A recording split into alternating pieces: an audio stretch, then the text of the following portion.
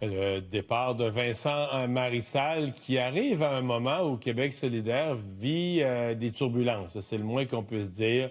Au cours des 2 dernières années, il est arrivé plusieurs événements. Bon, dans certains cas, qui ont remis en question le style de militantisme, mais dans beaucoup de cas, c'est qu'on a perdu du monde. On a perdu des joueurs en cours de route. Bon, Catherine Dorion, qui avait quitté, elle ne s'était pas représentée à la dernière élection, n'avait pas vraiment... On avait comme dit, la politique, finalement, c'était pas pour elle. Elle voulait faire d'autres choses. Mais sort un livre en novembre 2023 où là, elle est quand même critique. C'est pas un livre à fond de train contre Québec solidaire, quoi que ce soit, mais tu sais, quelques petites balles courbes sur un style de leadership. Après ça, on sort que ça vise un peu Gabriel Nadeau-Dubois indirectement. Bon, après ça, là, vous allez voir la cascade. D'abord, au printemps 2024, démission d'Émilise Lessard-Terrien, qui avait été élue un an plus tôt comme co-porte-parole, quitte avec fracas. Dans ce cas-là, ça frappe de plein fouet le co-porte-parole du moment, celui qui avait été chef à l'élection d'avant, Gabriel Nadeau-Dubois. Quelques mois plus tard, le parti est brassé pendant des jours et des jours par l'affaire Arun Boisy, qui vraiment l'avait laissé entendre qu'il voyait le racisme partout à l'Assemblée nationale, dans tous les partis. Ça avait choqué, ça avait dérangé des gens dans son caucus. Les autres partis qui avaient demandé des excuses, qui avaient tenu dans les câbles pendant des jours Québec solidaire.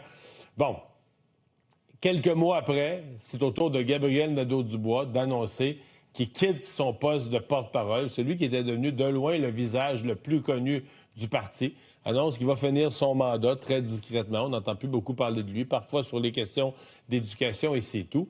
En juin, Christine Labrie, celle quand même qui s'était présentée à la direction du parti, qui a gagné le comté de Sherbrooke 2 fois plutôt qu'une, dans des luttes quand même épiques, là, tu sais. Annonce, elle aussi, même chose, elle ne se représente pas aux prochaines élections. Il y a quelques semaines, on s'en doutait de ça. Bon, elle a eu des problèmes de santé aussi. Mais Manon Massé, mais c'est aussi l'autre visage très connu du parti qui annonce qu'elle ne se représente pas. Puis les raisons de ne pas se représenter, c'est pas toutes la même chose. Il y a toutes sortes de circonstances. Mais il reste que là, tu vois les gros noms, les gros visages connus du parti qui décollent les uns après les autres. Et donc, en fin de semaine, c'est au tour de Vincent Marissal qui se dit qu'il ne peut plus endurer le parti, très négatif avec ce qu'il a vécu au cours des 2 dernières années à Québec solidaire. Québec solidaire avait annoncé son intention de faire un caucus pour l'expulser dimanche, mais finalement, comme il l'a annoncé 24 heures d'avance, mais lui, il a démissionné en cours de journée samedi, fait que c'est lui qui a parlé le premier, comme on dit.